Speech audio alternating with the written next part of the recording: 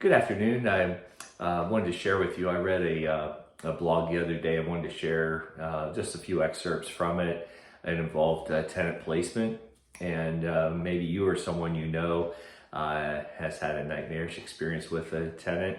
And so I wanted to kind of touch base with you. And the article really gave 5 key indicators that maybe these are red flags that which this may not be a good tenant.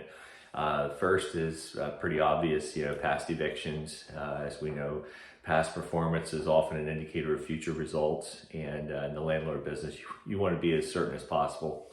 The second is insufficient income, and that's why it's important to establish rent to income ratios that are, setting themselves up to be successful, because with the cost of everything going up, gas, groceries, utilities, everything else, you want to make sure that they can afford to pay you, the landlord. Third one is criminal record. I'm back and forth on that because I did a lot of second chance housing, and I don't know that I had a discernible difference between people who had a record or not, but it was something that they brought up, and there might be some truth to that on a national average. The fourth was bad credit references.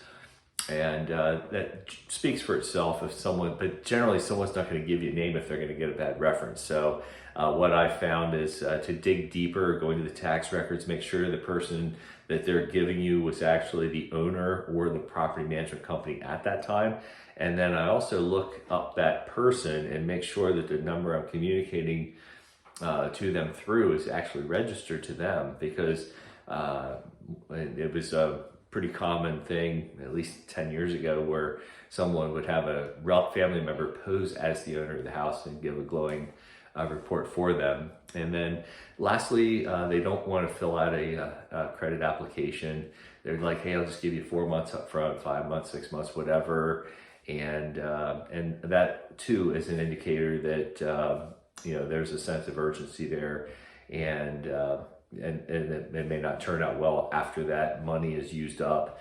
And something else just occurred to me, that when there was a phrase that used to be uttered, "Don't worry, you'll get your rent." And I think 100% of the time I heard that phrase, within 3 months, the rent didn't come in. So hope this helps you. Have a great day, and we'll talk to you soon.